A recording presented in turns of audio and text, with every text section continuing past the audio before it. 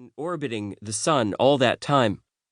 It gradually moved, as many asteroids have, to near the Earth's orbit millions of years ago.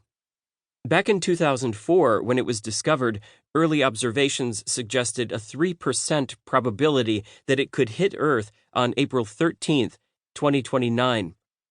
Scientists have since ruled out the 2029 possibility, but some are still concerned about 2036 or 2068. Neil deGrasse Tyson has said that if 99942 Apophis does hit Earth, it will trigger tsunamis and submerge parts of North America. NASA says there is no longer anything to worry about, but I don't know. I have my doubts.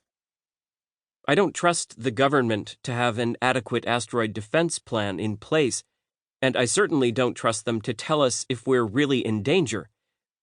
They don't want mass hysteria. I have to assume the worst. I have to be prepared. For Cleo's sake.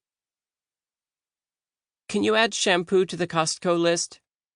Cleo says, walking into the kitchen, her hair wet from the shower. The cat follows on her heels like he does every morning. She is the one who feeds him. Cats are very uncomplicated in their love and loyalty. You would think this would mean I like them, but I cannot forgive them their need of a litter box. "Sure, are you completely out, or can you wait until my next trip?" Cleo knows I only go to Costco one Tuesday a month. I do not enjoy venturing out into the world, so I keep a set schedule of necessary errands. I am a fan of schedules in general. They give me a sense of control. An illusion of control, as Jana used to say. Jana. Cleo's mother, my wife. She was always encouraging me to step outside my comfort zone, to deviate from my routines, so I tried as much as I could. It was important to her, and she was important to me.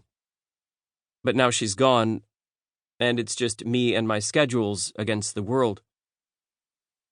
Cleo does not share my fears of the outside world, much to my chagrin. If it were up to me, I would homeschool her and we would remain confined to a safe and comfortable bubble, just the two of us. But she is 15 now and reminds me on a daily basis that not everything is up to me anymore. "Dad, I would die if I had to be with you 24/7. She said that recently. It didn't hurt my feelings. Like Ewan McGregor's character says in that one movie, the great thing about people with Asperger's is that it's very difficult to hurt their feelings. What was the name of that movie? Jana made me watch it with her. She was always looking for information on my disorder. When I was first diagnosed, years ago now, I'd find stacks of books on her nightstand with titles like 22 Things a Woman Must Know If She Loves a Man with Asperger Syndrome, and Marriage and Lasting Relationships with Asperger Syndrome. I never had any interest in flipping through those books. I didn't want to know what kinds of things she was finding out about me, what kinds of flaws she was identifying. I hated the label. I still hate it. Asperger's, Autism Spectrum Disorder, ASD. When you hear that, you think of an awkward guy who shuffles his feet, stutters, and can't look you in the eye. That's not me. I don't shuffle or stutter. I look people in the eye. "You are high-functioning," the therapist told us. She is the one who diagnosed me, the one responsible for the label. She tried to sell me on it by naming famous people who likely had it.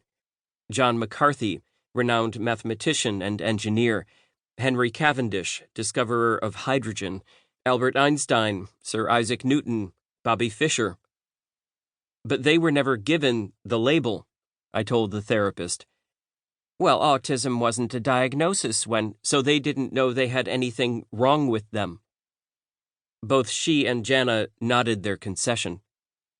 It's the knowing that's the problem, I said. Salmon fishing in the Yemen. That's the name of the movie with Ewan McGregor. Dad. Earth to Dad.